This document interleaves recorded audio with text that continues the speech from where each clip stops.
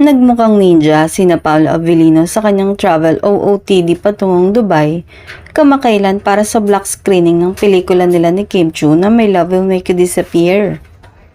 Sa nag-viral na video sa social media, partikular na sa X na dating Twitter, makikita si Paolo na naka-face mask ng itim at nakatakip din ng hood ang kanyang ulo.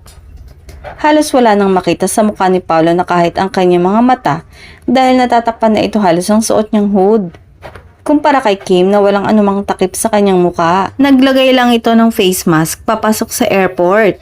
Ilang netizens ang nagtaka pero mas marami ang inintindi ang trip ni Paolo dahil palagi naman itong naka-face mask sa tuwing magta-travel. Lalo't lumipad ito patungong Dubai nang hindi pa masyadong magaling at para protektahan din naman si Kim na baka mahawa sa kanya. Ang ilan naman ay lalong nalusaw dahil anila.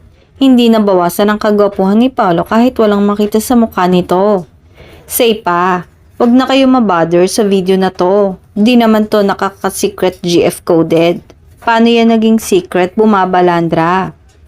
Samantala, ipinaramdam pa rin ng ilang Kimpaw ang kanilang suporta kay Kim at Paolo.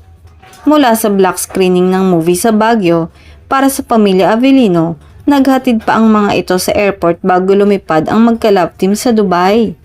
Hindi nagdamot sina Kim at Paolo na binati at nagpaubayan na makuna ng photo at video ang kanilang mga fan pati ang mag-selfie.